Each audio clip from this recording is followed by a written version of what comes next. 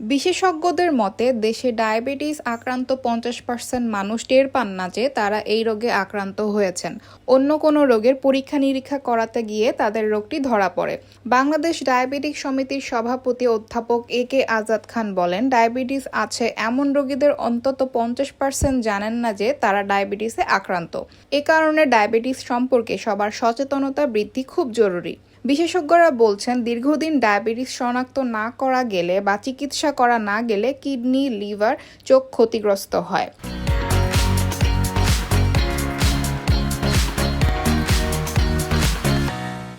সেই সঙ্গে শরীরের ত্বক নষ্ট হয়ে যায়, চুল পড়ে যায়, শরীরের অন্যান্য অঙ্গ প্রত্যঙ্গ ক্ষতির শিকার হতে পারে। সাইফুদ্দিন আরও বলেন, যারা যত বেশি শারীরিক পরিশ্রম করবেন, প্রতিদিন অন্তত 10,000 কদম কেউ হাঁটবেন, তাহলে ডায়াবেটিক হলেও সেটা নিয়ন্ত্রণের মধ্যে থাকবে। তিনি পরামর্শ দিয়ে বলেন, কেউ ডায়াবেটিক আক্রান্ত হলে অবশ্যই তার জীবনযাপনে পরিবর্তন আনতে হবে। কিভাবে বুঝবেন আপনি ডায়াবেটিকে আক্রান্ত কিনা? ঘন ঘন প্রস্রাব হওয়া ও পিপাসা লাগা, দুর্বল লাগা, ঘোর ঘোর ভাব আসা, ক্ষুধা বেড়ে যাওয়া, মিষ্টি জাতীয় জিনিসের প্রতি আকর্ষণ বেড়ে যাওয়া, কোনো কারণ ছাড়াই অনেক ওজন কমে যাওয়া, শরীরে ক্ষত বা কাটাছেঁড়া হলে দীর্ঘদিনেও সেটা না সারা, চামড়ায় শুষ্ক, খসখসে ও চুলকানি ভাব হওয়া। বিশেষজ্ঞরা বলছেন, যাদের বাবা মা, ভাই বোন বা ঘনিষ্ঠ আত্মীয় স্বজনদের ডায়াবেটিস রয়েছে তাদের এই রোগটিতে আক্রান্ত হওয়ার ঝুঁকি বেশি রয়েছে। যাদের হৃদরোগ রয়েছে, রক্তে কোলেস্টেরল বেশি, উচ্চ রক্তচাপ রয়েছে, তাদেরও এই রোগে আক্রান্ত হওয়ার ঝুঁকি রয়েছে।